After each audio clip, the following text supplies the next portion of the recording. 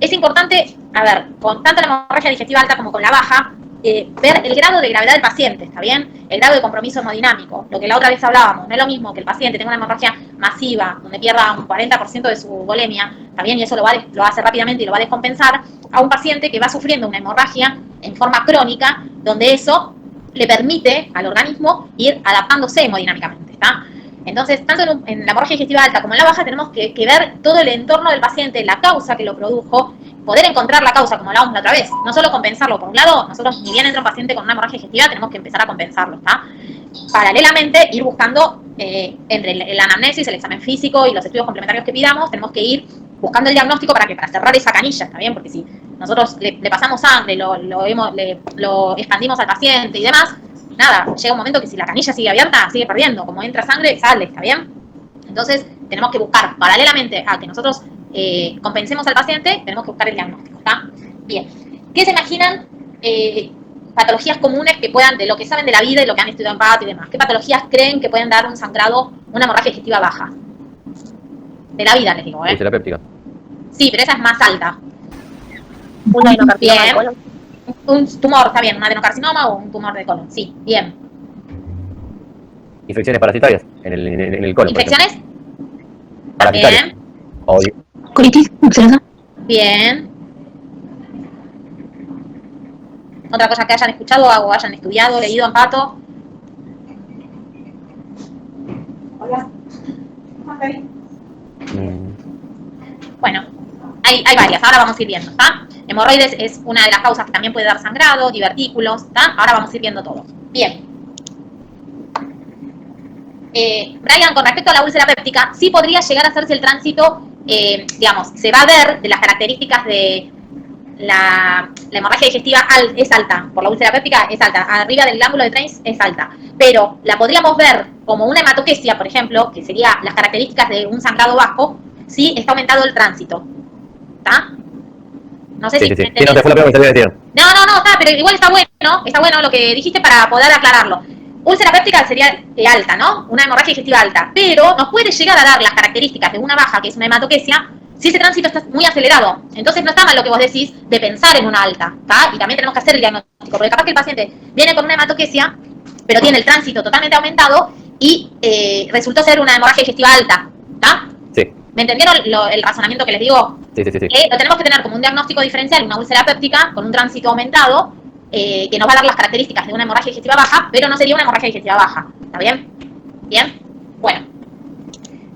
Bueno, tenemos la clasificación de las hemorragias digestivas, tenemos las altas, como hablábamos recién, lesión proximal al ligamento de Treis. El 90%, ¿cómo se presenta con melena? Que esto ya lo vimos la clase anterior, ¿está bien? Por eso es la presentación lo que nosotros tenemos que, digamos, en base a la presentación, podemos ir dándonos cuenta de qué patología estamos hablando, ¿está? El 45% es por lesiones gástricas y el 25% duodenales. Características, entonces, es por arriba del ligamento de Treis y nos va a dar como característica en la clínica del paciente va a venir con hematemesis, que serían los vómitos de sangre, o melena, ¿está? Esas serían las características. Bien, como hemorragias digestivas bajas, vamos a tener que es posterior a la lesión es distal al ligamento de Treis, y la mayoría se va a presentar con hematoquesia, ¿está bien? Que es la sangre fresca, digamos, no en forma de melena, la sangre oculta en la materia fecal, con cacas, digamos, con la materia fecal de las características que habíamos hablado, sino con hematoquesia, que es la sangre cuando el paciente va al baño, ¿está bien? Bien, el 74% se corresponde a lesiones en colon, ¿está? Bien. Doctora, Sí. hay alguien que quiere entrar, pero no sé si le aparece la solicitud. A ver, mi vida. Ahí está. Listo. Avísenme, porque a mí no me aparece. Vayan avisándome si les aparece a ustedes. Bien. Bueno, entonces tenemos... bueno, esto es lo que hablamos. Pérdida aguda de sangre por una lesión del tubo digestivo distal al ángulo de Treis, ¿está? Puede ser masivo o trivial, lo que hablábamos. Esto tiene mucho que ver, obviamente, con la compensación del paciente. Cuanto más rápido y más masivo es, más descompensado vamos a tener el paciente, ¿está? Bien. La hemorragia digestiva baja es 5 veces menos frecuente que la alta, lo que hablamos hace un rato. La alta es mucho más frecuente que la baja, ¿está? Bien. Afecta más a los hombres que a las mujeres y a personas de edad mayor. Compromete más a la gente de edad mayor. Bien. La hemorragia digestiva aguda puede deberse a múltiples causas. En la evaluación del paciente, el objetivo es determinar la magnitud del sangrado, ¿está bien? Esto es sumamente importante porque paralelamente, como son cuadros bastante graves, paralelamente tenemos que ver el grado de sangrado. Si es un paciente que lo podemos estudiar por consultorios o es un paciente que lo tenemos que internar en la guardia, compensarlo, transfundirlo y hacer algún estudio invasivo, ¿está bien? Bien. La gravedad de la hemorragia depende de la velocidad del sangrado y la prioridad en estos pacientes es lo que hablábamos, buscar compensar al paciente paralelamente a buscar su etiología y cerrar esa canilla, como decimos, del sangrado, ¿está bien? Bien. Hemorragia digestiva baja, la pérdida de sangre se estima por medio del examen físico. El hematocrit en agudo tiene poco valor, por su descenso se inicia a partir de las 6 horas, esto es importante que les quede, y su valor más significativo entre 24 y 48 horas. Es decir, nosotros tenemos que siempre, a partir de hacer una buena anamnesis, en el caso que el paciente esté descompensado, ¿está bien? Vamos a hacerle esta anamnesis con un familiar, con el que lo haya traído, ¿está bien? En qué estado lo encontró, qué patología sufre, qué antecedentes tiene, digamos, todo esto lo tenemos que, si el paciente no está en condiciones de contestar, ¿está bien? Pues capaz que está casi chocado y no le van a estar preguntando, ¿y cuántas veces va de cuerpo? ¿Está bien? Entonces hay cosas que se le puede preguntar al paciente en agudo y hay cosas que tenemos que postergarlas. Bien. El examen físico del paciente. Es fundamental ver todas las características del paciente.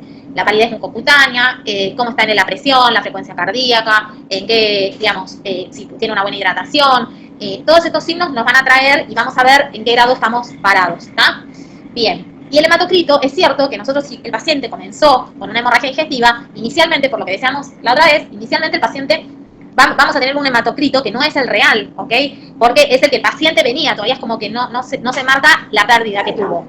Entonces, tomamos un hematocrito de ingreso siempre, tenemos que tomar un hematocrito de ingreso. El hematocrito lo vamos a tener en el hemograma, ¿está? Un hematocrito, una hemoglobina de ingreso para ir correlacionándolo en lo sucesivo y ver lo que el paciente pierde, ¿está bien? Obviamente que después el paciente, cuando se hidrata y demás, va a estar más hemodiluido, entonces ese hematocrito va a bajar, primero por la hemodilución del paciente, que nosotros lo vamos a estar transfundiendo, lo vamos a estar expandiendo, y segundo porque baja, porque va bajando por el sangrado, ¿está? A las 6 horas es como que en ese tiempo tenemos que volver a pedir un hematocrito para controlar cuánto bajó, ¿está? Esto, ténganlo como algo importante. Un hematocrito de ingreso y después ir evaluando con hematocritos seriados para ver cuánto bajó el hematocrito, ¿está? Bien. No hay hemorragia sin lesión existente, pero en ciertas ocasiones no se halla el diagnóstico. Muchas veces pasa que no se logra, sabemos que el paciente tuvo una hemorragia digestiva con todo lo que esto implica, pero no se logra localizar la lesión, el sangrado, ¿está? Bien. Esto es lo que marca, ven, lo que nosotros vamos a ver, la palidez, porque muchas veces la palidez mucocutánea nos puede confundir, más si es un paciente que capaz que tiene una coloración más oscura, nos puede confundir, pero lo que vamos a ver en las conjuntivas no. Y esta es una típica foto de una sensación de astenia, de esa dinamia de ese paciente que está con un grado de astenia importante, ¿está bien? Bien. Bien. En la hemorragia digestiva baja, conceptos. Podemos tener hematemesis con vómitos de sangre roja, hemorragia de café, en la hemorragia digestiva, ¿no? Esto se da solamente, esto está mal, no es baja, es conceptos de hemorragias digestivas en sí. Ahora, hemorragias digestivas. Los conceptos, la hematemesis, que es el vómito de sangre, o hemorras de café, la melena, que es la evacuación de las heces aquitanadas, que ya lo vimos, y la hematoquesia, que es el pasaje de la sangre roja brillante amarronada por el recto, ¿está? Ahora, si este paciente generalmente en agudo va a presentar estas presentaciones clínicas, ¿está? Si el paciente viene al consultorio, seguramente que el paciente fue haciendo un sangrado con crónico, ¿está bien? En tiempo, entonces lo vamos a ver en una sangre oculta de materia fecal, ¿está bien? Que se hace un estudio de la materia fecal en 3 o 4 días, con ciertas características que el paciente tiene que cumplir, no lavarse los dientes para que no contamine, no comer ciertas comidas para que no interfiera, y se pide una sangre oculta de materia fecal, que si bien no es el 100% de específico, nos orienta a saber si ese paciente estuvo perdiendo sangre, ¿está? No se ve esa sangre que va perdiendo, es como que la va perdiendo crónicamente y queda desapercibida, ¿está bien? No es que es un cuadro de gran magnitud como una hematemesis o una melena, ¿está? ¿Eso va? Bien. La hemorragia digestiva baja, ante la presencia de hematoquesia se debe sospechar hemorragia digestiva baja. Se necesitan más de 1000 unidades de sangre, milímetros de sangre de pérdida en un tránsito acelerado para que se deba a las causas altas, ¿está bien? Digamos, si nosotros tenemos una hematoquesia y pensamos que es algo alto, tiene que ser mucha cantidad de sangre en muy poco tiempo con un tránsito muy rápido, ¿está? Causas que nos pueden dar la hemorragia digestiva bajas, lo que hablábamos, los divertículos, las angiodisplasias, son las etiologías más frecuentes en mayores de 60. Los divertículos, ¿se acuerdan que hablábamos que es como un defecto de la mucosa, que por la presión que maneja el intestino, se hacen como unos pequeños globitos, como unas pequeñas bolsitas, que con pared más finita, ¿está bien? Como hablábamos cuando inflamos un globo y que la pared se va haciendo más finita. Entonces, muchas veces estos divertículos sangran, ¿está bien? Muchas veces los pólipos también, las angiodisplasias, que son malformaciones vasculares, ¿está? Las hemorroides en pacientes más comunes, en pacientes más jóvenes. Tanto la divertículos como la angiodisplasia en pacientes más añosos, y hemorroides son la causa más común del sangrado rectal en los pacientes menores a 50. De las hemorroides, la más sangrante es la hemorroide interna, y la que hace más trombosis es la hemorroide externa, ¿está bien? Bien. Muchas se autolimitan y no requieren internación, ¿está bien? Y otras, hemorragias digestivas, sí necesitan, si depende del grado de descompensación que tenga el paciente, necesitan internación, ¿está? La incidencia es mayor en hombres que en mujeres, aumenta con la edad, las causas de la hemorragia digestiva baja aumentan con la edad, y el cuadro de shock se puede ver claramente en los pacientes donde tuvo una hematoquesia muy importante, o por una angiodisplasia, por una divertículo, lo que haya sido, y que el paciente entre en shock, ¿está? Bien. Cuadros de hematemesis y melena. Tenemos la gastritis erosiva, la úlcera duodenal, la gástrica, varices de Mallory-Weiss, esofagitis y otras no diagnosticadas, ¿está? Esta es de hematemesis y melena. Y estas las etiologías de hematoquesia, principalmente las patologías en el colon, como dijimos recién, divertículos y angiodisplasias, otras como neoplasias, enfermedades intestinal inflamatoria, que alguien lo dijo, colitis ulcerosa, ¿está? O hemorroides. Estas son las causas que más nos van a dar en el colon, es el que más va a dar. Y en un grado menos, el intestino delgado nos va a dar también hemorragias digestivas, ¿está? Bajas. Hay siempre un porcentaje el cual no llegamos a hacer el diagnóstico, capaz que se autolimitan y no se llega a ver con ningún estudio el punto de sangrado, ¿está? Bien. ¿Cómo vamos a abordar la hemorragia digestiva? Primero, determinar la magnitud del sangrado, independientemente de la etiología del mismo. Es decir, establecer la gravedad del paciente, ¿está bien? Ver su cuadro hemodinámico, su TA, su frecuencia cardíaca, en qué situación está el paciente, si está disneico, si está con taquicardia, ¿está bien? Y, bueno, proveer esta estabilidad hemodinámica es fundamental, porque tenemos que compensar al paciente mismo. Para hacer cualquier estudio tenemos que compensarlo. Determinar el área de internación. Muchas veces estos pacientes necesitan internación en terapia, también para tener un monitoreo más seguido y más estricto. Y realizar la endoscopía, que va a ser lo que nos va a dar el diagnóstico definitivo, ¿está? Desde la admisión del paciente hasta el diagnóstico y tratamiento, tenemos que compensar al paciente y buscar paralelamente el diagnóstico, ¿está? Bien. La pérdida de sangre se estima por parámetros hemodinámicos. Sabemos si el paciente perdió mucha sangre, por cómo lo vamos a encontrar. Por eso es tan fundamentales, y siempre insistimos con los signos vitales, ¿tá? Los signos vitales son fundamentales para poder saber dónde estamos parados, ¿tá? Frecuencia cardíaca. Si el paciente, cuanto más descompensado está, más alta va a estar la frecuencia cardíaca, va a aumentar para tratar de compensar este volumen minuto, ¿está bien? La tensión arterial va a empezar a disminuir con respecto a la gravedad del paciente. Esta hipotensión ortostática que vamos a tener el paciente cuando tratamos de incorporarlo va a disminuir. La diuresis, acuérdense de que va a estar disminuida por este efecto de tratar de poder expandir el organismo, trata de compensar hemodinámicamente, entonces trata de como ahorrar todo, y va a estar disminuida la diuresis. Y el estado mental, que por la hipoxia cerebral puede estar o el paciente estuporoso, o puede llegar a complicarlo por la hipoxia cerebral, ¿está? Bien. Esto es con respecto, no interesa que sepan bien los porcentajes estos, pero la correlación de los signos vitales con la pérdida de sangre es sumamente importante. Ven que con el simple tomar el pulso al paciente ya más o menos estamos orientados. Se supone que si los signos vitales son normales, pudo haber perdido un 15% de la volemia. Va aumentando la pérdida de la volemia cuando el paciente, además, tenemos una hipotensión ortostática. Va aumentando el porcentaje cuando tenemos una taquicardia de reposo, una frecuencia cardíaca aumentada en reposo, tratando de poder compensar aumentando la frecuencia cardíaca y tratando de poder compensar este volumen minuto del paciente. Y la presión sistólica empieza a disminuir. Esto cada vez vamos aumentando. Si vemos que la frecuencia cardíaca está aumentada y la TA empieza a bajar a menos de 100, estamos frente a un paciente que está entrando en shock, ¿está? Y posterior a esto, los signos de shock, ¿está bien? De shock hipovolémico del paciente. Bien, con un porcentaje a más de 40. Bien. Estratificación del riesgo y factores de clínicos de mal pronóstico. Obviamente que todo este cuadro agudo de un paciente con una hemorragia digestiva baja, que lo descompensa al paciente, va a estar agravado el riesgo si estamos hablando de un paciente con edad avanzada, donde obviamente que su corazón no es el mismo como para poder compensar, y ni su corazón, ni sus arterias, ni su organismo está como preparado para poder solventar esta situación. Enfermedades con comorbilidades, enfermedades en el paciente, por más que sea un paciente sano, por más que sea un paciente joven, que tenga diabetes, hipertensión, alguna insuficiencia renal, lo que fuera, alguna patología que lo esté limitando a la recuperación. El paciente con shock, en shock obviamente es un paciente con muy mal pronóstico. La sangre fresca en vómito o en sonda nasogástrica o recto, es decir, es porque sabemos que todavía tenemos el sangrado activo. Yo me acuerdo que en una de mis guardias, una ex enfermera de acá, vino con una hemorragia digestiva alta y la sonda nasogástrica parecía una transfusión, porque la sangre era, no se murió de casualidad, todos los años el día del médico nos venía a traer flores y agradecida.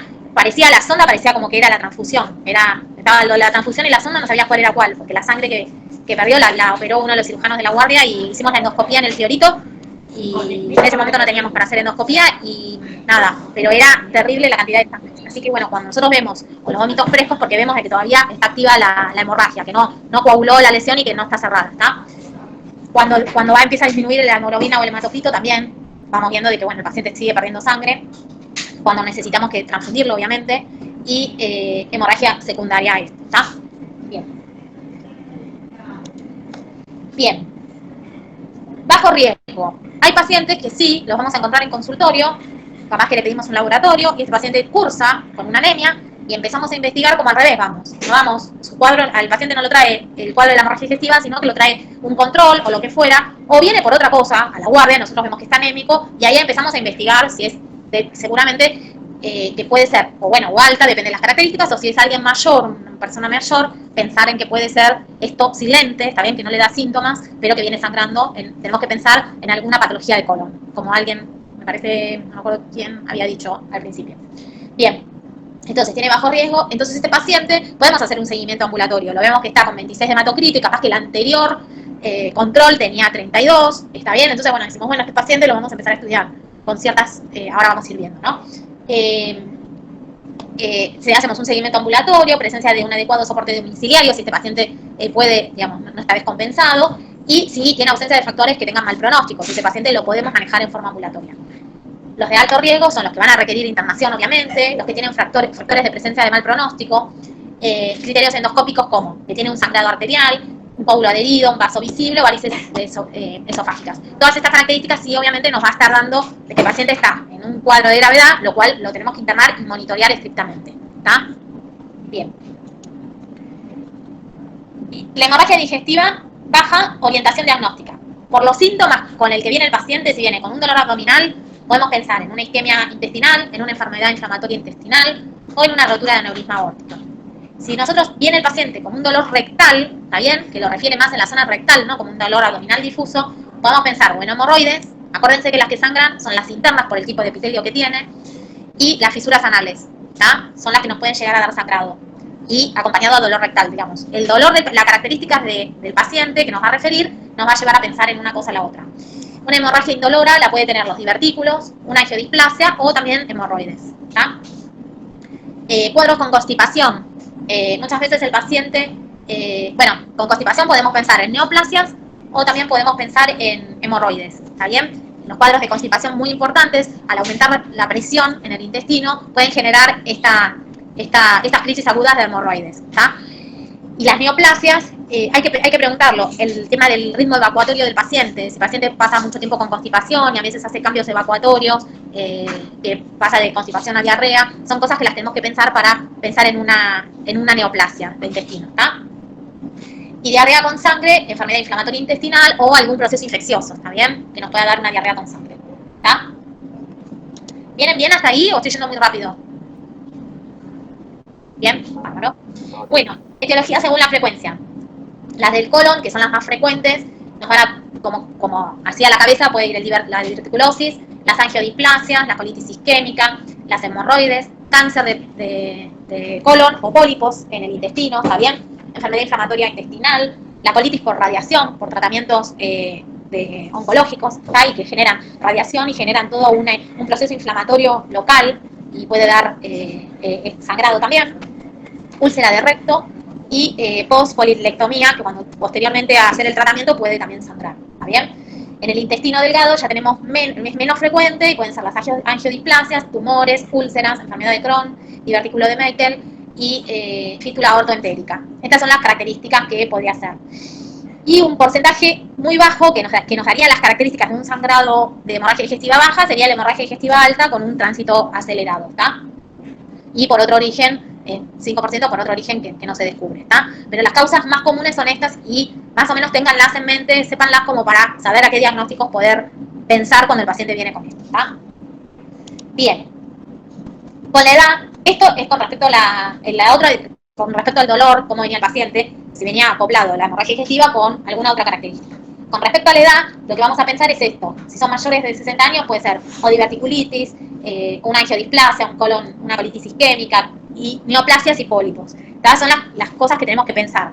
Si el paciente viene a una consulta en consultorio externo, que viene compensado mayor a 60, pensemos en una neoplasia y la tenemos que descartar. ¿Está bien? Esto es con respecto a la edad. Y menores de 40 años, un divertículo de Meckel, una enfermedad inflamatoria o una malformación arteriovenosa. Ojo que pacientes que capaz que no son tan mayores, pero tienen antecedentes, que ahora lo vamos a ver, de padres con enfermedad de cáncer de colon, hay que estudiarlo y hay que prestarle más atención también, porque se hereda y bueno, hay que, todos los hijos, herederos de los familiares de un cáncer de colon, hay que estar más estrictamente controlados, ¿está? Bien. El paciente con diverticulitis crónica, la prevalencia de la diverticulosis es la enfermedad y diverticulitis es la infección de la divertículos, ¿está? Es diverticulosis la enfermedad. Bien, se da con prevalencia, como dijimos, en mayores de edad, afectados en la quinta década. Bueno, los porcentajes van aumentando, ¿está? Y acá lo que dice diverticulitis o hemorragia diverticular, que son las dos complicaciones que tiene la diverticulosis. La diverticulosis en sí es la falla que hay en el intestino, que se forman como estos globitos que dijimos, ¿tá? Con las paredes más pequeñas, más finitas, más delgadas y más predispuestas a poder romperse y sangrar, ¿está bien? Hacer un sangrado o infectarse, ¿está bien? Inflamarse e infectarse. Estas son las complicaciones de la diverticulosis, ¿tá? Bien. Así son, seguramente ven todos esos saquitos que nosotros vemos a partir del intestino, ¿está? Bien. ¿Qué estudios vamos a hacer? La videocolonoscopía. En el momento del sangrado podemos hacer el centellograma con radioisótopos para ver en el momento del sangrado, a ver dónde vemos el sangrado exacto, si no lo localizamos con la videocolonoscopía. La angiografía, para ver también y poder embolizar si es necesario algún vaso, ¿está bien? Y hay estudios de intestinos delgados como la videocápsula y la enteroscopía. La videocápsula es una cápsula que va por el intestino, va viendo, lo que pasa es que no es totalmente, digamos, puede tener falsos negativos, puede que no localice la lesión, ¿está? Pero también se usa. Bueno, y como cáncer colon rectal, que es una de las patologías así como frecuentes que nos da la hemorragia digestiva baja, tenemos que, el cuadro clínico, tenemos que indagar y tenemos que prestar mucha atención y preguntarle al paciente si tuvo estos cambios evacuatorios, porque muchas veces no lo relacionan como algo patológico, ¿está bien? Por eso lo tienen que preguntar, como decíamos la otra vez, pregúntenlo de la aspirina, porque van a decir, ay, no tomo nada, y toma aspirina. El cambio evacuatorio capaz que no lo toma como algo que puede dar un signo, ¿está bien? Pero uno lo tiene que preguntar. Hay días que va de cuerpo, va normalmente de cuerpo, tiene constipación, le cuesta ir algunos días y después tiene diarrea, pregúntenlo exactamente, porque capaz que no lo interpretan como algo que es un signo, ¿está bien? Entonces, el cambio de ritmo evacuatorio, que combina entre la diarrea y la constipación, cuadro de hematoquesia, esta pérdida de sangre. Generalmente hay cosas que al paciente lo alarma, ¿está bien? El dolor es una de las causas más frecuentes, creo que la primera como frecuencia para consultar, ¿no? Y otra de las causas es ver la sangre, ¿está bien? Capaz que el paciente está con melena, está con una hemorragia digestiva y está con melena y no lo relaciona como algo grave. Pero si ve la sangre en el inodoro, es como que eso lo impacta más, como nos impactaría a cualquiera, ¿no? No estoy hablando del paciente en sí. A cualquiera nos daría más impresión ver sangre rotulante, ¿está? Entonces la hematoquesia es una de las causas con las que puede venir el paciente. La anemia, que era lo que decíamos, generalmente la anemia es el paciente que viene a un control en un consultorio. La astenia, esta pérdida de la astenia, el cansancio, la dinamia, ¿está bien? Puede tener la disminución de peso, que nosotros esto seguramente lo vamos a traer a la consulta, o el paciente mismo dice, la verdad que me siento muy cansado, perdí peso, no tengo ganas de comer, y toda la repercusión general que le puede dar un cuadro con una neoplasia, ¿está? Puede venir con dolor abdominal también. Pero estas son todas las causas que más o menos ustedes tienen que tener presente con las que puede venir el paciente. Si el paciente no las refiere o no las trae a la consulta, ustedes tienen que indagar. ¿Tá? Bien. Bueno, estos son los porcentajes, ¿no?, del cáncer del colon. Generalmente el derecho es más anemizante, ¿está bien? Y el izquierdo es el que trae más trastornos evacuatorios. ¿Tá? Esto de que el paciente dice diarrea, constipación y que muchas veces puede haber alguna obstrucción en el izquierdo, mientras que el derecho es más anemizante. ¿Tá? Patogenia del cáncer de colon, factores de riesgo, la edad, cuanto mayor más riesgo, sexo masculino, colecistectomía que haya tenido, anastamosis, una dieta muy rica en grasas, la obesidad, diabetes, tabaco, alcohol, enfermedades inflamatorias obviamente, irradiaciones locales que hayan hecho el paciente, ¿está bien? Historia de personal de pólipos, los pólipos hay que controlarlos para ver si no se malignizan, historia personal de cáncer de endometrio, de mama, de ovario, haber tenido otros antecedentes oncológicos el paciente, y eso es como lo propio, ¿no? Y lo familiar, familiares de primero o segundo grado afectados con criterios, la herencia, ¿no?, del cáncer de colon. Bueno, hay miles de características, todo con respecto a, lo importante es que los pacientes de primera o segunda generación que hayan tenido familiares con cáncer de colon tienen que ser estrictamente controlados, ¿tá? Como preventivamente, hacen las fibrocolónicos preventivamente. No porque el paciente tenga el diagnóstico, no porque el paciente venga con síntomas, sino se hace preventivamente. ¿Tá? Cada 5 años hacen una fibrocolonoscopia y depende de lo que el gastroenterólogo sugiera. ¿Sí? Bien. Bueno, estas son todas las características que, tranquilos, leanla nomás, pero no es necesario que la sepan, sino para que la puse para información. Bien. Recomendaciones para la prevención de la detección temprana de cáncer de colon.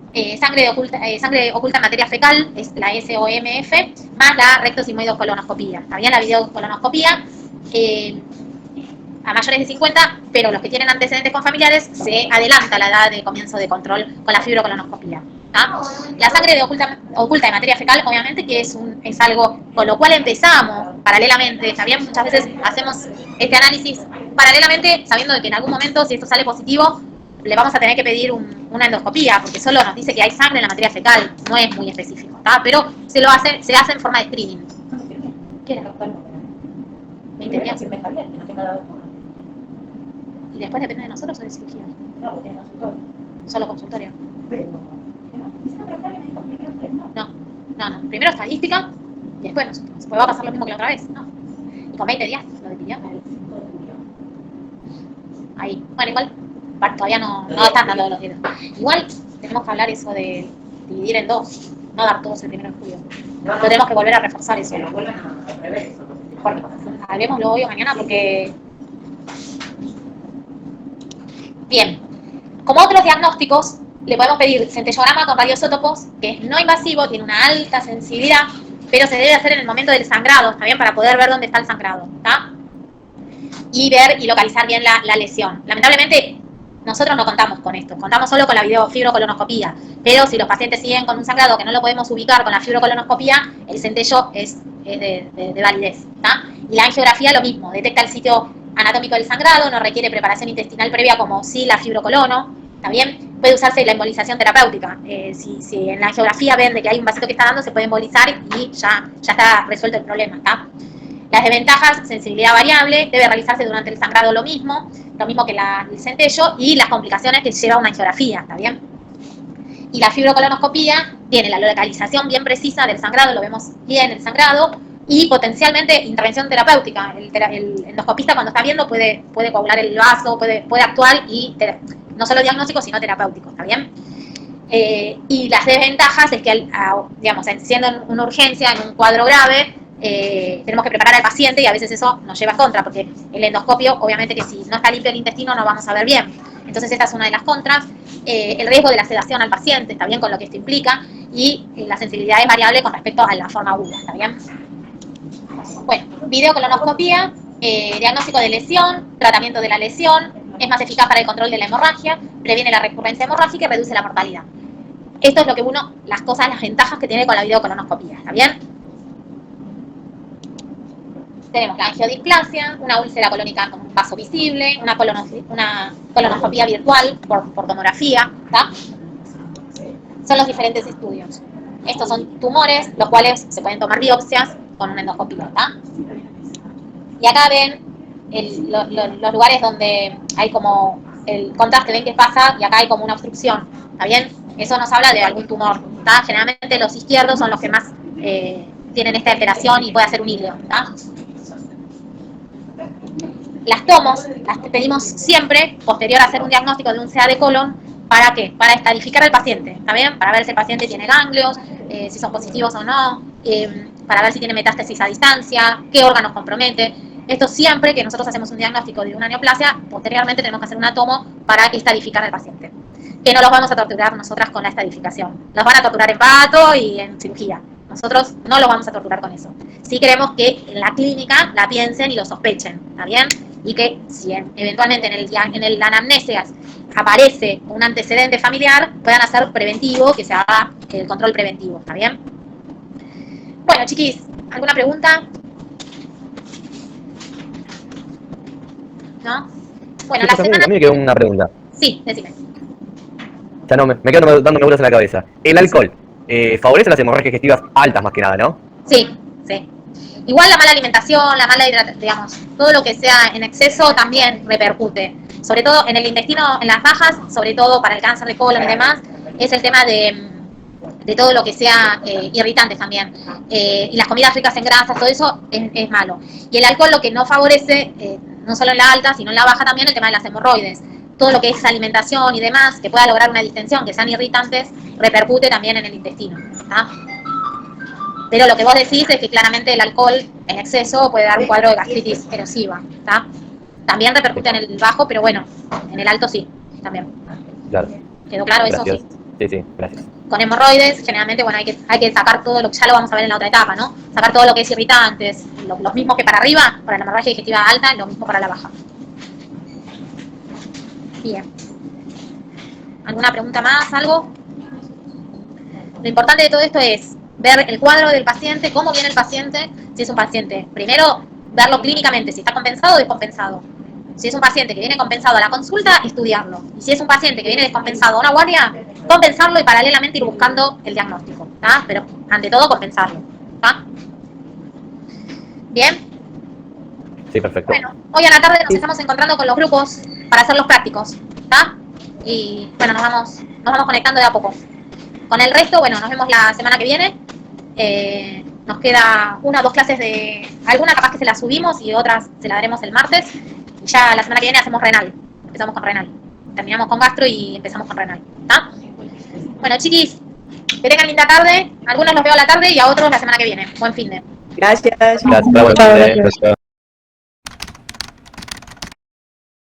Esto que es un repaso, la parte anatómica de las relaciones que tiene el esófago con la carina bronquial, con ganglios, con el callado aórtico. ¿Sí? Piensen que el mediastino hay millones de cosas para ir analizando. A veces en una imagen que vemos, tenemos que determinar, según la clínica del paciente o no, que puede ser un hallazgo de cuál de todas las patologías es el origen de la imagen que vemos. Siempre el esófago es el que va a estar más posterior. Acá lo ven, el de atrás de todo es el esófago, el esfínter esofágico superior, el esfínter esofágico inferior. En realidad, en el esófago tenemos trastornos motores y trastornos orgánicos. De los motores están los primarios, que son los que son propios del esófago, y los secundarios, que son en relación a otra patología. Los primarios del esófago, la calasia, como primer patología, el espasmo esofágico, la peristalsis esofágica sintomática y el esfínter hipertenso, la hipertonía del esfínter esofágico inferior. Y como trastornos secundarios, el que tenemos que nosotros tener más presente es el trastorno que da la esclerodermia. ¿Sí? Todo cuando veamos el reumato, la esclerodermia lo que nos da es una rigidez en muchos de los órganos huecos. Entonces, el esófago, como es un órgano hueco, vamos a tener un trastorno motor similar al de la calasia, pero no tiene el origen en la propia pared del esófago, sino que es secundario a otra patología.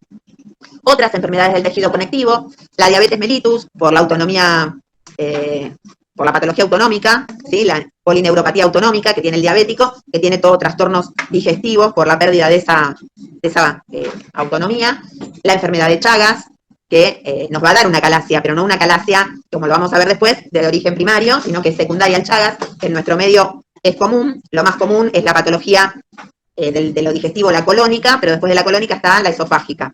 Y, bueno, y después en el Chagas lo cardiológico.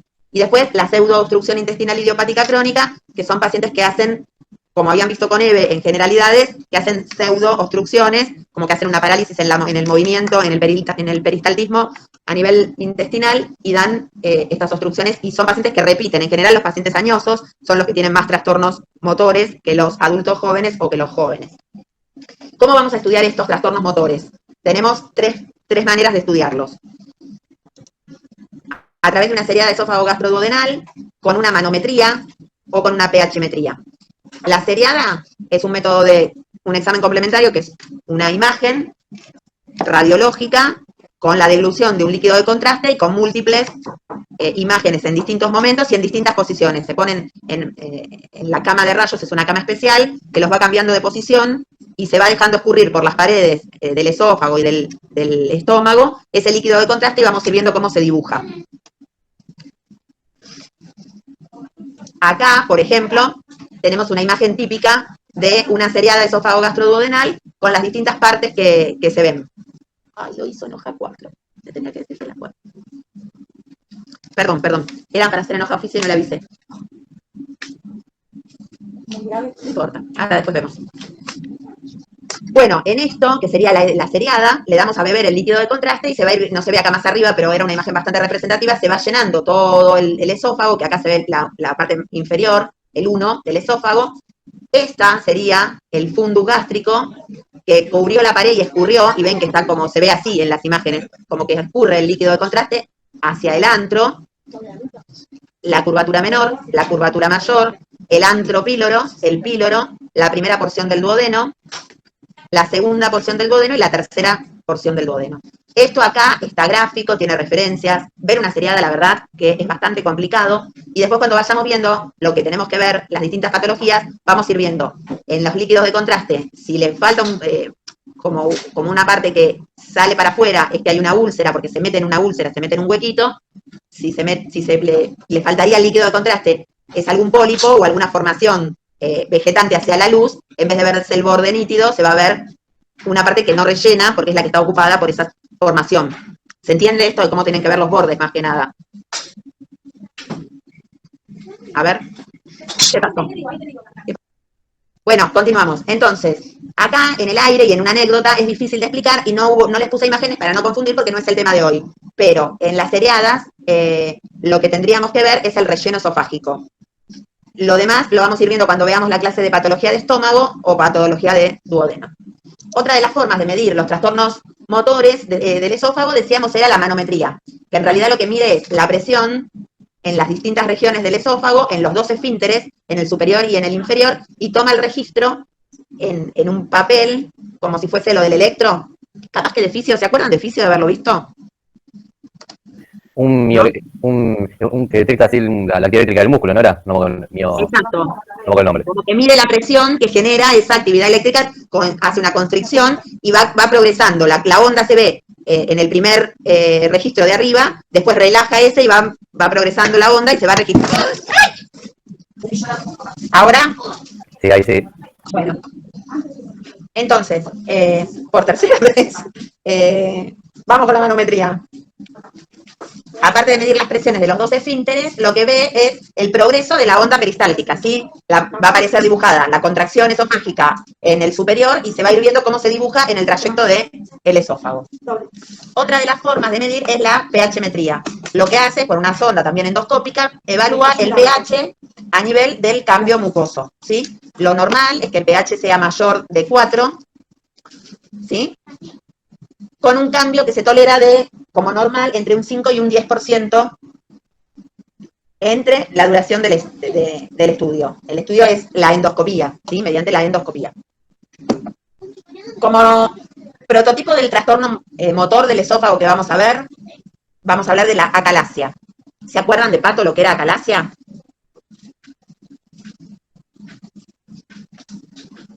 No, bueno.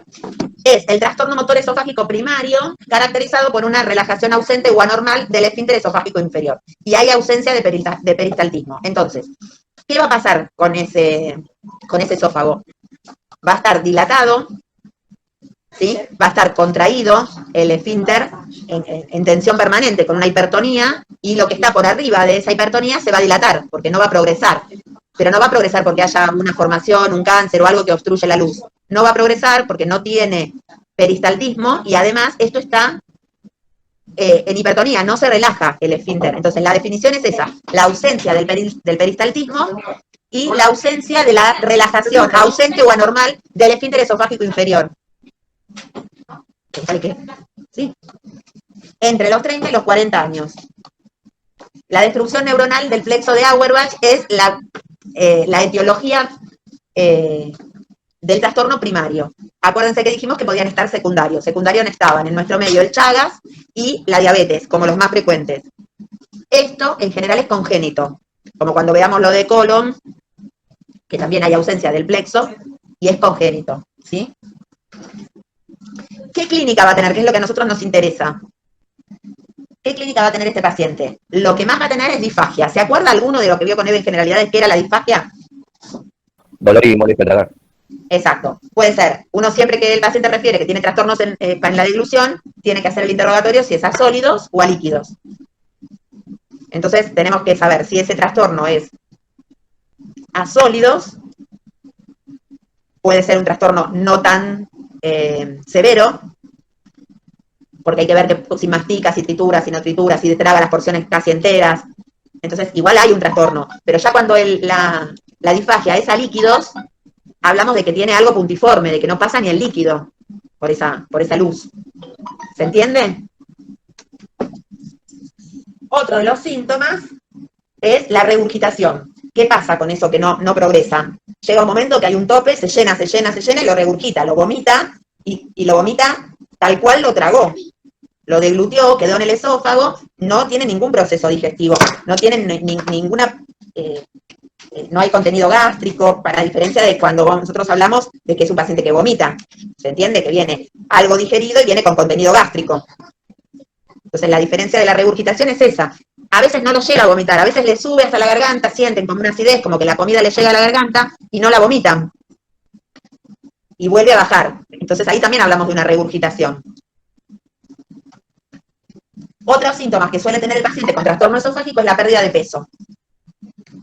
¿Por qué? Porque no tiene un trastorno de la alimentación, ¿sí? Si no progresa a donde se absorbe lo que come, va a empezar con un trastorno de pérdida de peso y un síndrome de mala absorción. Va a empezar a tener carencias de todos los elementos esenciales, ¿sí? Puede tener dolor torácico, porque ese, como habíamos visto acá, está esto hipertónico y esto dilatado, se dilata y puede producir dolor por el mismo esófago. ¿Y por qué? Porque puede comprimir algún órgano vecino. Entonces también puede tener dolor. Puede tener pirosis, puede tener tos nocturna. Esa regurgitación a veces es nada más que líquido y hace como una irritación permanente y nocturna por el decúbito de la vía aérea y da una tos seca nocturna, y el origen es ni cardíaco ni respiratorio y es digestivo. Y pueden tener crisis asfícticas, que tenga esa regurgitación y sienta que se ahoga, o si el trastorno es del tercio superior de esófago, también va a tener esas crisis como de asfixia, porque siente que hay algo que lo está comprimiendo en el tercio superior del esófago. ¿Sí? El diagnóstico, repetimos, como dijimos antes, la radiología, que lo característico es la placa de tórax y la seriada esófago gastroduodenal, la manometría, y lo que tenemos que tener en cuenta que para que sea una acalasia, tiene que tener ausencia de malignidad, ¿sí? Piensen que estamos hablando de acalasia. Entonces, en acalasia le hacemos la endoscopía, le hacemos la pHmetría, todo lo que se hace por vía endoscópica, se biopsia esa pared y no tiene células malignas. Entonces ahí podemos hablar de que es un trastorno motor, pura y exclusivamente. En la radiología vamos a ver el esófago dilatado. Esto ancho que se ve que tapa la columna, ven las apófisis espinosas de columna, acá se ve casi tan ancho como la columna, es la dilatación esofágica. No es lo más común en una radiología simple ver el esófago, sí en una seriada como dijimos antes. Y acá tenemos la seriada, que es la primera técnica diagnóstica, con una sensibilidad del 95%, donde tenemos el esófago, miren lo dilatado que está, y la estenosis que hay acá, que es lo que decíamos antes, la hipertonía del esfínter esofágico inferior. Acá ya tenemos una imagen más avanzada, la hipertonía del esfínter, la dilatación que hay por encima, miren lo que es ese esófago, el fundus, el cuerpo, y también hay una leve hipertonía a nivel pilórico. ¿Sí? Pero esto es lo más importante, es ese desfiladero que se hace, que ahí es cuando pasan solo líquidos, que el líquido de contraste es eso, es un líquido, y uno lo ve como un desfiladero finito, que es lo que pasa por el esfínter. ¿Lo ven? Sí. Sí. Hacemos la seriada, pero siempre igual hacemos la endoscopía. ¿Por qué? Porque tenemos que descartar que no tenga algo maligno. Nosotros acá no podemos saber qué hay en la luz endoluminalmente. Tenemos que hacer una visión y necesita ver y tomar muestra para que no haya ninguna célula atípica. Entonces, los signos radiológicos de la calasia tenemos ausencia de la cámara gástrica, el esófago distal en cola de ratón, que es esto, el finito, la cola del ratón es finita, las ondas terciarias, que son las ondas que aparecen a nivel del esófago inferior, niveles intraesofágicos, en este no se ve, pero puede ser que haya aire y que quede bien marcado el nivel del líquido de contraste, y el megaesófago, ¿sí? Bien la dilatación, que era lo que veían. Estos son signos radiológicos de una calasia. En la manometría se repite lo mismo que decíamos antes, el aumento del tono del esfínter esofágico inferior, la ausencia de relajación o la relajación incompleta con la deglución. Uno deglute, contrae el superior, el esófago superior, y empieza a contraer y relajar la porción anterior, contrae y relaja la anterior, para que eso progrese. Esa ausencia de contracción y relajación para que algo progrese, como si fuese una manguera, yo contraigo, empujo, relajo, contraigo, ¿sí? Para que progrese el bolo alimenticio, eso está ausente. Endoscópicamente tenemos que descartar malignidad, porque si hay malignidad, tenemos una pseudoacalasia. Actuaría como una calasia, pero es por infiltrado de células neoplásicas. Esto, en general, lo tenemos que descartar más en pacientes mayores de 60 años, que tienen una corta evolución de la disfagia, que tienen una marcada pérdida de peso, y muchas veces hay dificultad para pasar el endoscopio y queda como el diagnóstico trunco y toman la biopsia hasta donde pudieron llegar con el endoscopio, y lo que queda más allá se hará por tomografía y se ve un ensanchamiento de la pared mayor a 10 milímetros. Pero sería no un diagnóstico anatomopatológico, sino una presunción, porque no se pudo llegar con el endoscopio, y vemos la pared en la tomografía, la pared esofágica engrosada. Otra de las cosas que tenemos que evaluar es que esa mucosa que no progresa el alimento, que está siempre sin peristal, sin nada, no tenga una candidiasis. Entonces, en la endoscopía también lo que evalúo es que no tenga una cándida. Bueno, hasta ahí acalasia. ¿Quedó más o menos o no les quedó claro? Sí, se enteró. Sí, quedó. Bueno, a pesar de todo lo que pasó en el transcurso, terminamos con acalasia. Bueno, después de acalasia, que era el trastorno motor, el representativo, tenemos la esofagitis. Acuérdense que de ahora en más, siempre que tenemos terminación en itis, es una inflamación. Entonces, por definición, es la inflamación o irritación de la mucosa esofágica. Y entre las causas más comunes encontramos la enfermedad por reflujo gastroesofágico, que la vamos a ver ahora más adelante, los vómitos, los pacientes que tienen vómitos frecuentes, los que tienen trastornos de la imagen personal, la bulimia, los tóxicos, el consumo de alcohol que da en pacientes alcohólicos, que da los vómitos matutinos, el cigarrillo, cirugía o radiación de pecho, medicamentos, el alendronato. El alendronato es un medicamento que se usa para la osteopenia y la osteoporosis y es muy irritante de la mucosa esofágica, por eso hay que dar ciertas pautas muy estrictas de que lo tomen una vez que ya no se vuelven a acostar, que tomen 2 vasos de agua después del medicamento.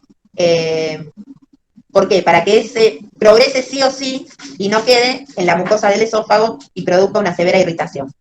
Las tetraciclinas, la doxiciclina fundamentalmente, el ivandronato, que es como otro, el risedronato, y la vitamina C. Estos son los que más frecuentemente producen esofagitis. Después tenemos por una cirugía o por irradiación, por infecciones oportunistas en los pacientes, fundamentalmente en los pacientes HIV, y la esofagitis eosinofílica. Esas serían las causas más comunes. Igual, a la cabeza, la enfermedad por reflujo gastroesofágico. Trastornos alimentarios en las bulimias, los tóxicos, el alcohol, el cigarrillo, y medicamentosos estos. La clínica de la esofagitis, lo que decíamos antes, fundamentalmente la tos irritativa y nocturna. Dificultad para deglutir, en realidad no es lo más común, pero pueden tener trastorno para deglutir, le puede doler la deglución, sienten cuando pasa el bolo alimenticio, cuando pasa por el esófago, le duele, le molesta. Acidez gástrica, con reflujo de ese ácido hacia el estómago, y los pacientes que tienen crónico esto, el paso siguiente a la tos sería la ronquera. ¿Por qué? Porque esa irritación permanente del reflujo irrita no solo la vía aérea para producir tos, sino que las cuerdas vocales. Y dolor de garganta. Muchas veces los dolores de garganta, cuando tienen una garganta muy roja, muy parejita, muy congestiva, hay que interrogar sobre la presencia de otros síntomas para pensar en un reflujo, si no se acompañan de síntomas que sea infecciosa, ese dolor de garganta. No tiene ganglios, no tiene fiebre, lo tiene hace un tiempo, tiene una tos nocturna. Bueno, entonces podemos pensar que ese paciente tiene un reflujo y que ese dolor de garganta no es infeccioso. Causas de la esofagitis. La esofagitis por cándida es en general asintomática, muchas veces se descubre recién en la endoscopía, y los pacientes pueden presentar o no odinofagia, que es el dolor de garganta, y la disfagia progresiva. En general, la esofagitis por cándida y por cándida albicans tienen toda una placa que no solo está en el esófago, sino a veces también uno lo ve en la pared posterior de la faringe y en la lengua. Es una placa blanquecina que uno la toca con el baja lengua y se desprende. Y es frecuente en los pacientes con HIV o inmunocomprometidos. O los que usan corticoides inhalatorios. Por eso cuando uno le da el aerosol al paciente con corticoide inhalatorio, le dice que se tiene que hacer buches y enjuagar la boca después de hacerse el aerosol. ¿Por qué? Porque genera este tema de la esofagitis. Después tenemos las esofagitis víricas. Lo más común es el virus, el herpes simple, el tipo 1. Y se puede dar en inmunocompetentes. Pueden estar acompañados de dolor de garganta y de disfagia, puede sangrar, y en la endoscopía se observan vesículas o úlceras pequeñas en saca-bocado, como si fuera el herpes que tenemos habitualmente, que conocemos, que nos salen en el labio. Bueno, eso mismo, el herpes en general tiene una afinidad por las mucosas, entonces a veces no está en la boca y está en el esófago. No es lo más común, pero bueno. Otro de los virus que me pueden dar esofagitis es el citomegalovirus, pero este sí en inmunodeprimidos. En vez de las infecciones por el virus simple, no son características de los inmunodeprimidos. En las lesiones esofágicas del citomegalovirus tenemos úlceras serpiginosas más grandes, las otras son vesiculitas pequeñas que se pueden destechar y dan como esas pequeñas ulceritas, como tal cual lo que pasa si alguien tuvo herpes en la boca o vio a alguien con un herpes zóster que tienen esas pequeñas vesiculitas. Se destecha, se rompe esa ampollita y es esa la lesión. En este caso son úlceras más grandes y que se van, serpiginosas, es porque se van uniendo una con las otras hasta hacer unas úlceras más grandes. En general se desarrollan en la parte inferior del esófago. Y el diagnóstico temprano es útil el estudio inmunohistológico, con inmunoglobulinas, PCR y biopsia a través de la endoscopía. Igual, se diagnostica por endoscopía porque piensen que se da en la parte inferior del esófago. Entonces, no queda otra más que dar el diagnóstico que sea endoscópico. Eve, ¿y algún Frenalercort, jarabe? El corticoide es maravilloso. Ahí. El corticoide es maravilloso. Y un Frenalercort, ¿qué le va a hacer? Que es dosis de chico.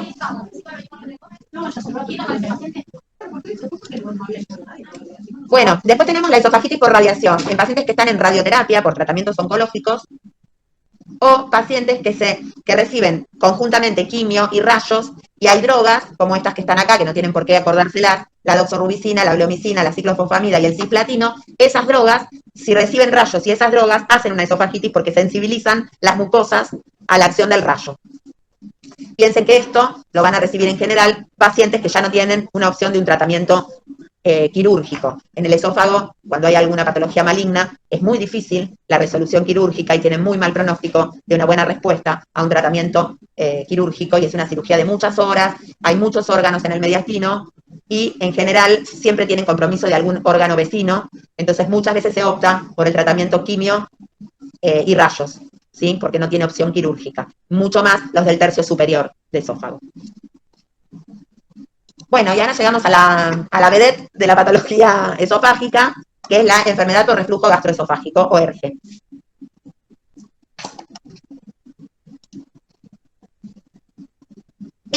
La enfermedad por reflujo gastroesofágico es el paso, en vez de progresar para adelante, vamos para atrás.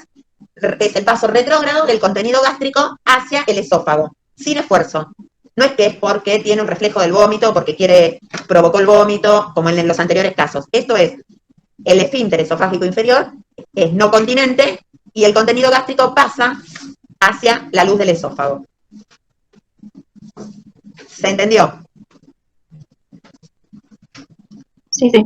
Es un motivo de consulta muy frecuente. Que haya reflujo no quiere decir que haya enfermedad,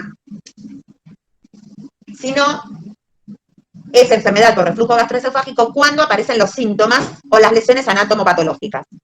Si no, nos podemos hacer una endoscopía y ven que hay reflujo, pero no quiere decir que tenga la enfermedad. La enfermedad, no te vayas, Toto, ¿eh? Tu mamá fue acá, seguro, acá al ladito que hay un tal cardiólogo atendiendo. Hacemos la endoscopía, hay reflujo, pero no quiere decir que haya enfermedad por reflujo. La enfermedad por reflujo aparece cuando hay síntomas o cuando en esa endoscopía se ven cambios histopatológicos en la biopsia. ¿Sí? ¿Qué quiere decir? Puede haber clínica, puede tener pirosis, tener tos, tener todo lo que habíamos dicho antes en una esofagitis, y no tener la esofagitis, y puede tener la esofagitis y no tener la clínica. O sea que puede consultar por los síntomas y hacemos la endoscopía y no hay lesión, o podemos hacer la endoscopía y ver y no tener síntomas. Ninguno tiene que ir sí o sí acompañado por el otro. Y fisiopatológicamente tenemos incompetencia del esfínter esofágico inferior, como decíamos antes. La depuración esofágica es ineficaz, o sea que toda la saliva y todo lo que nosotros fabricamos, la secreción esofágica que fabricamos para hacer un lavado de eso, de ese ácido que pasó del estómago al esófago, se tiene que ir aclarando, lo tenemos que ir lavando, eso es malo o es ineficaz.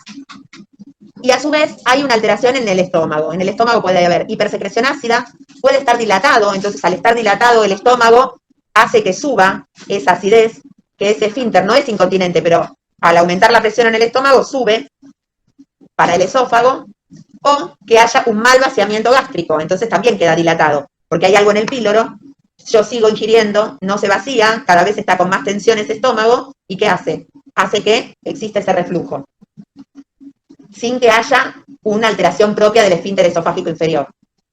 Quedó claro que puede ser la patología en el esfínter o en el estómago, ¿sí? Entonces, la barrera, hay múltiples factores. Intervienen los ligamentos diafragmáticos con el esófago y la hipertonía del esfínter. Cualquiera de estos, el esfínter, el diafragma o los ligamentos, cualquiera que falle, me puede hablar de que deja de tener función el esfínter esofágico inferior. La distensión, el aumento de la secreción ácida, el aumento de la presión intraabdominal, los pacientes que tienen mucho abdomen, que tienen esa dilatación abdominal que uno los ve, todo eso que hace aumentar la presión intraabdominal, ¿qué hace? Hace que pueda existir el reflujo. Todos estos gráficos son lo que habíamos hablado acá arriba. O era la incompetencia del esfínter, o era una patología gástrica. Bueno, o es la incompetencia del esfínter, o es una patología gástrica, ¿sí? Después también existen las hernias, que también hay una falla en el mecanismo de tensión de los ligamentos diafragmáticos. Entonces, hay por deslizamiento y sube. El mismo estómago sube, y una vez que sube al tórax, parte del estómago, pierde uno de los elementos, que eran los tensores, los ligamentos, y falla el esfínter esofágico inferior. Muchas veces hacemos estudios y te lo describen como una hernia, no es mío. No, déjamelo acá, porque eran para imprimir las cosas de mi mamá. No sirve esto, entonces lo dejé para... bueno, entonces, muchos elementos anatómicos que nos van a informar, a veces en una seriada, a veces en una endoscopía, que el paciente tiene una hernia, pero a su vez no tiene síntomas, porque acuérdense que podíamos tener, no siempre estaba acompañado de síntomas la lesión que encontrábamos, pero para que haya enfermedad por reflujo gastroesofágico, tiene que haber síntomas o lesión histopatológica. ¿Sí? Recuerden eso. A su vez, esto, anatómicamente, una vez que hicimos la endoscopía y tenemos una muestra de esa mucosa, lo dividimos en 4 grados. En el grado 1 hay una hiperemia. Hiperemia es aumento de los vasitos, ¿sí? Como que hay mucho, no sangre, pero está bien rojo. Están todos los vasitos dilatados y se ve la mucosa bien roja, hiperemia. Como cuando miran la garganta y ven y dicen una angina roja, que la ven bien roja la garganta, no ven placas de pus, pero ven bien rojo. Bueno, eso es una hiperemia. Hiperemia y edema de mucosa, grado 1. Grado 2, hay algunas úlceras superficiales de la mucosa, como que se rompió la primer capita, como cuando uno se pela la rodilla, se cae. Yo trato de hacerse los medios gráficos como para que vayan imaginando. El grado 3, las úlceras son profundas. ¿Me esperan un minuto? Sí.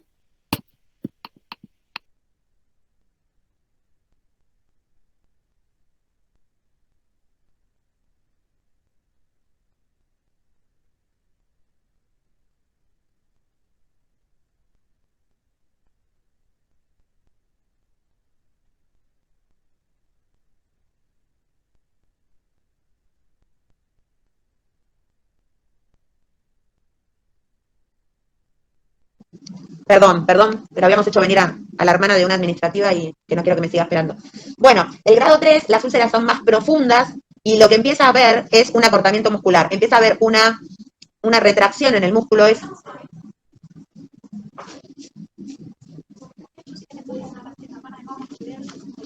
Que venía, vale. ¿Le mando un mensaje? Mírala, yo les pongo. Si la podés poner acá, les pongo la pausa un minuto. Le miro la úlcera y vuelvo a. No, nene, sí. Acá o acá, ahí, ¿no están? ¿Ya no terminaron con los electros? Dale. Bueno, y el grado 4, lo que tenemos en el 4 es la estenosis. Ya esa pared muscular, que cuando decía acá acortamiento muscular, se refiere a que es como que estuviera tironeada esa mucosa desde adentro, desde el músculo, porque la lesión es más profunda. Y cuando en el grado 4 hay una estenosis y una fibrosis, y actuaría, como decíamos antes, en la calasia, queda rígido porque se fibrosa, esa parte de tanto que hubo y en el tiempo y permanentemente ese ácido fue cambiando la mucosa que produce una transformación, una ulceración y después una retracción a nivel muscular con una estenosis a nivel del tercio inferior del esófago. Puede ser totalmente asintomático, pueden tener signos y síntomas típicos o pueden tener signos y síntomas atípicos. Lo más común es la pirosis, que es la sensación de quemazón retroesternal ascendente para el diagnóstico de enfermedad por reflujo gastroesofágico. Debe estar presente 2 o más veces por semana durante más de 3 meses en el último año. Esto es similar a cuando hablábamos de la crisis asmática, que tenía una cantidad de veces que uno tiene que interrogar cuántas veces por semana o cuánto tiempo en el año. Bueno, esto para hablar de que esta pirosis es representativa del ERGE, decimos que está 2 o más veces por semana durante más de 3 meses. ¿Sí? Si esto lo tienen, decimos que, bueno, votación o sensibilidad de un 71% de que tenga una enfermedad por reflujo. La regurgitación es el retorno sin esfuerzo del contenido gástrico al esófago y algunas veces a la boca. Si tiene esto, podemos decir que con un 100% hablamos de una enfermedad por reflujo gastroesofágico. Ahora, si el paciente nos dice, sí, una vez me pasó, o una vez el año pasado, o una vez este año, sí me subió algo como un ácido hacia la boca del estómago, no pasa nada, no nos vamos a mandar una endoscopía, no nos vamos a perseguir, porque ahora si el paciente me dice, la verdad que varias veces en la semana me pasa, o coma lo que coma, bueno, ahí ya tendremos que tomar medidas para empezar a estudiar. La pirosis, la regurgitación, la disfagia, sobre todo la disfagia en el ERGE, está fea. Tiene 100, 2, 5. Espérenme un minuto. Bueno, los síntomas que estamos en reflujo, ¿no? ¿Verdad? ¿En qué veníamos? ¿Reflujo? Sí, los signos y la clínica de reflujo gastroesofágico. Bueno, bien. Entonces es lo que vamos a tener. La pirosis, que es esa sensación de quemazón que tenemos, ¿está? La regurgitación ácida, el paciente lo refiere como que, más que nada por las noches, como que le sube como una sensación ácida, ¿está bien? Y lo sienten como esa sensación. La disfagia, que es la dificultad para tragar, ¿está bien? La odinofagia, el dolor que siente el paciente al tragar. El hipo, característico también. El dolor torácico y epigástrico, ¿está bien? Por eso muchas veces cuando el paciente viene con un dolor torácico también es una de las cosas que tenemos que descartar, que no haya una esofagitis o que no haya alguna alteración de esófago, ¿está? La pérdida del esmalte dental se da por esta acidez, ¿está bien? Que al tener el reflujo va a alterar el esmalte dental. Y las náuseas. Muchas veces está mezclada las náuseas con ese sabor amargo de la acidez del estómago, ¿está? Bien, pirosis, síntoma primario del reflujo, es el síntoma más frecuente, ocurrido aproximadamente en un 75% de los pacientes, ¿está? Bien, esto principalmente lo que tiene que ver es con el impacto negativo que tiene en el paciente. Esta dificultad para dormir, dolor en el trabajo, en el ejercicio, es un dolor constante. Y a veces, cuando el paciente se acuesta, este reflujo le genera hasta dificultad respiratoria por la irritación que tiene en la parte pulmonar, ¿está bien? Bien. Este reflujo nos van a dar estos síntomas y signos que recién hablábamos. A nivel pulmonar les puede dar una tos crónica, ¿está bien? y un cuadro de bronquitis, que es por esta, imagínense de que ni el estómago, digamos, la acidez del estómago está preparada, la mucosa del estómago está preparada para tener un pH ácido para poder disolver, ¿está? En cambio, tanto en el esófago como en la parte pulmonar no resisten una acidez tan importante, entonces producen un cuadro inflamatorio.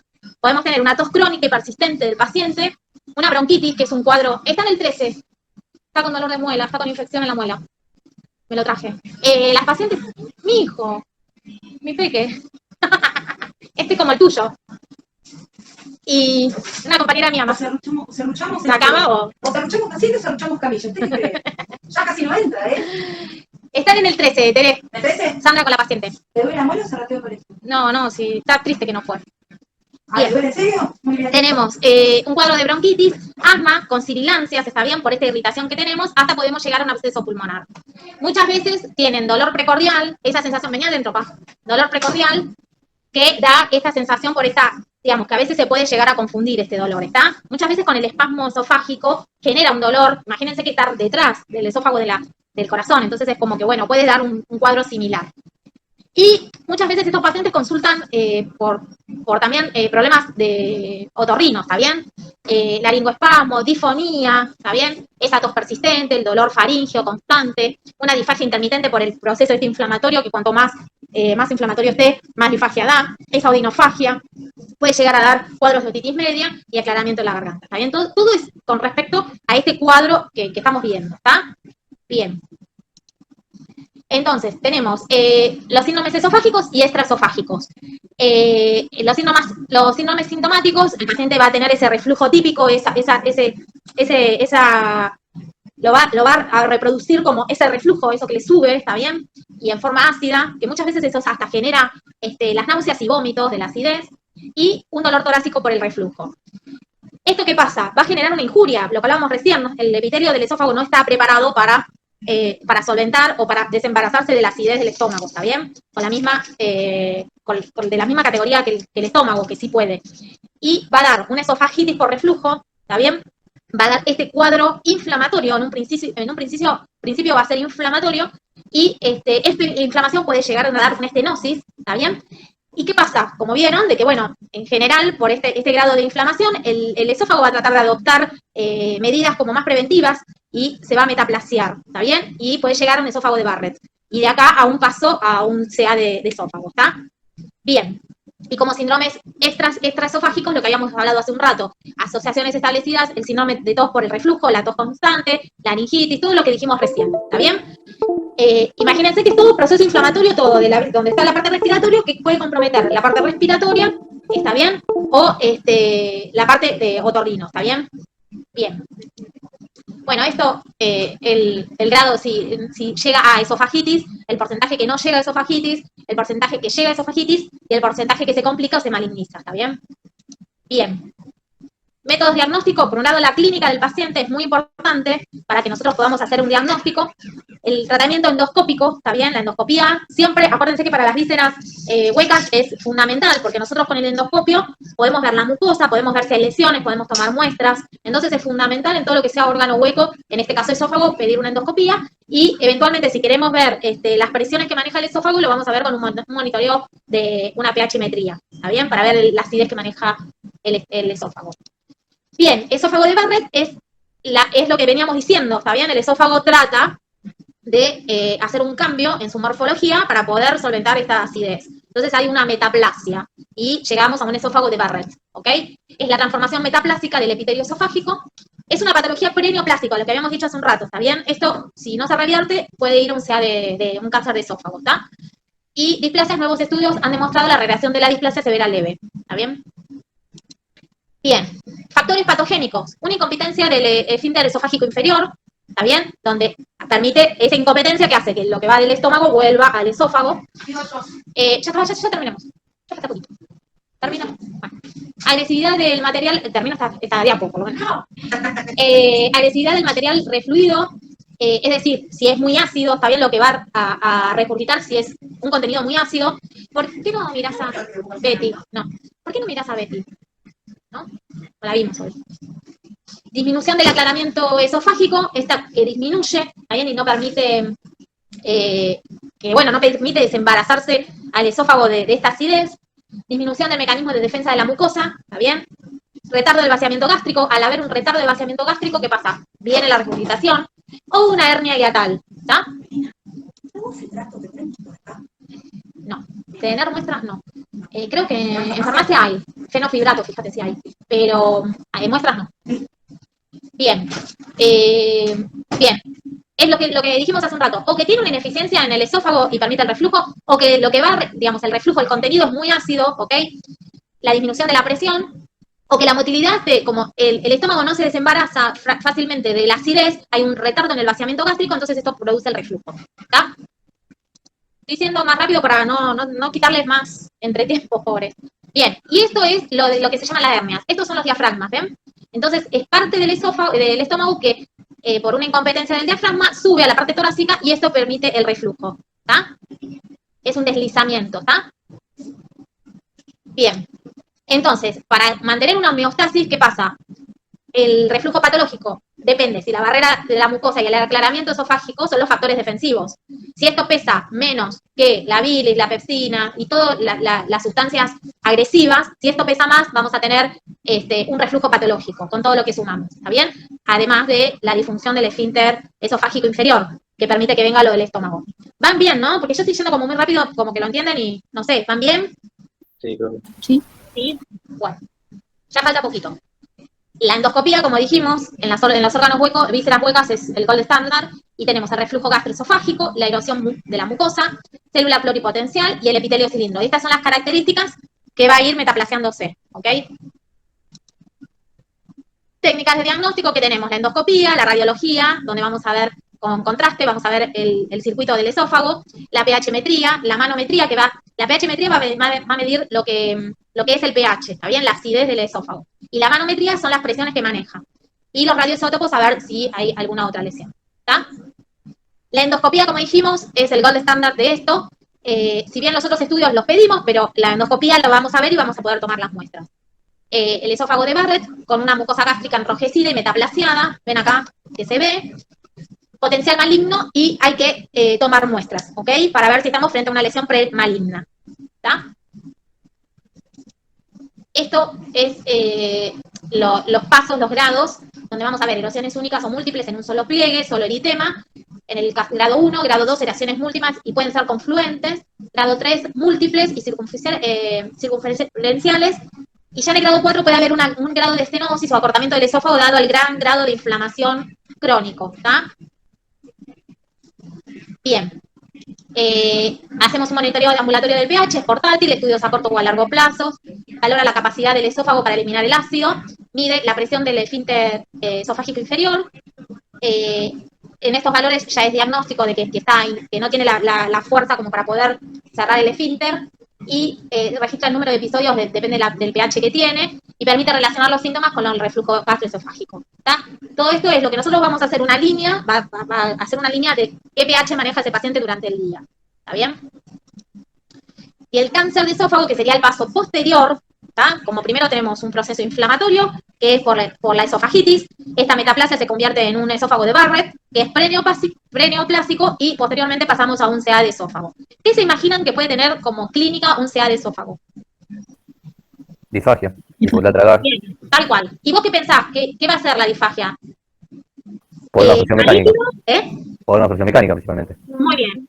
Pero ¿es a líquidos o a sólidos? Y al principio diría más que nada a sólidos, porque el tumor irá creciendo. Cuando crece ya es a líquido y a sólidos.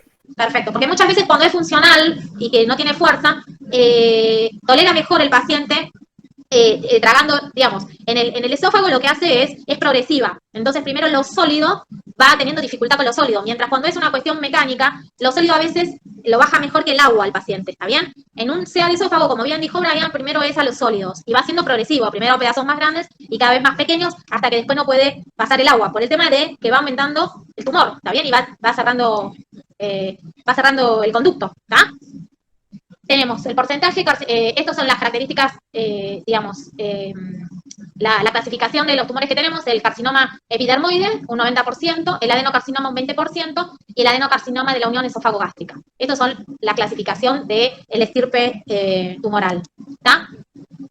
son las características en un CA epidermoide: mal nivel socioeconómico, mal estado nutricional, una esofagitis crónica con una atrofia, displasia y un cáncer. Generalmente estos pacientes tienen el hábito del tabaco, el alcohol, el ambiente, un ambiente bajo, y 48% es el distal, 42% el medio y 10% proximal del esófago. ¿Está? Cardias libres y incidencia en descenso. Ahí voy. Voy, a ver, yo voy a terminar. Yo ya estoy terminando. ¿Qué necesitamos? De algo, no. La veo. Y ves que le dije que sí, La chica ya tiene el análisis. Ah, bueno, ahí lo vemos. Decirle que espere. 2 minutos. No, ahora la vemos. Para. Bueno, el adenocarcinoma tiene un buen nivel socioeconómico, un buen estado nutricional. Generalmente este tiene también en la dentadura, tienen como un mal estado general, una metaplasia intestinal, displasia y cáncer. Y generalmente puede tener o el reflujo este que hablábamos, alcohol, obesidad, también que la obesidad también como que hace que haya ¿cómo es? Una regurgitación, y el 95% generalmente son distales, ¿está? Y compromete al cardias. Incidencia en descenso, y este es incidencia en ascenso, ¿está? Bien.